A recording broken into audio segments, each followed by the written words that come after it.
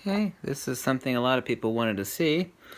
You have peaking in live view, and I've had a lot of really rather crazy statements. A lot of people don't understand, probably because of the lenses that they have. Most of them aren't really fast. Also, you have the option of red, yellow, white, and blue peaking. So I can actually go out of here, go into menus, go into D8 shooting. I've got, red, yellow, blue, and white. I'm going to just choose red now. Go back to live view.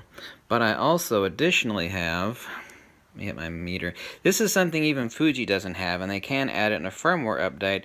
This is the peak on Fuji. Actually, this is higher, peaking level 2, higher than the one on Fuji.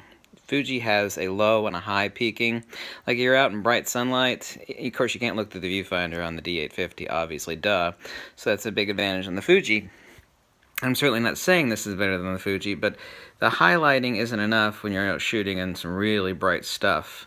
Number 2 is higher than Fuji's high. Number 3 is what Fuji needs to add in a firmware update. Now, in here, you don't need this, but outside in the bright light, oh god, you need it. Right now, I'm actually shooting at 1.4 using a Voigtlander 58mm 1.4. I certainly don't need level 3. So this is nice. Yeah, what people don't understand in the comments I get, and I'm better at manually focusing than most of you, and I don't mean that arrogantly, I just am. But you try, I've talked to some of the best photographers in the world on this fact, and they have the same issue.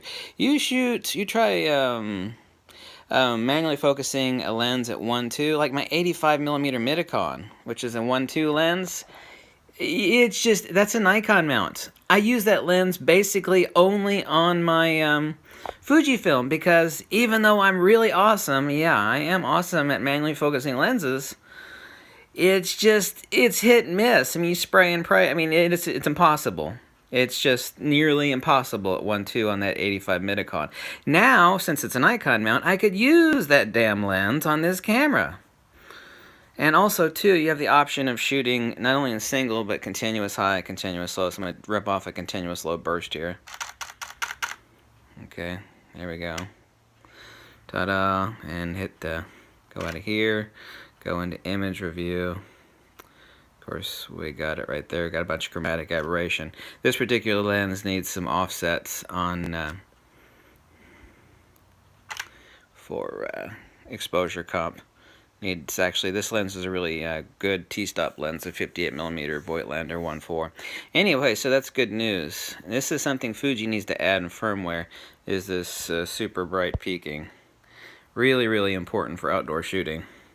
This is absolutely awesome. I had no idea this would be on the Nikon.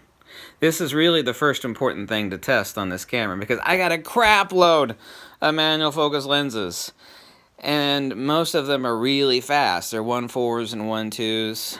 Even though I'm really good at manually focusing, it's still, you want to nail the shot. Because when the second hits and it passes, like, well, I nailed half the shots. Like, yeah, but the really important shot is the one that I freaking missed out of focus. So this is nice. So good going there, Nikon, on this one. Especially these different peaking levels. Really nice. Fuji needs to add level 3 peaking. And thank you for watching. Hope you like this video. I'm going to review the hell out of this camera. Let me know what it is you like to test other than the obvious 150 things I'm going to test for already.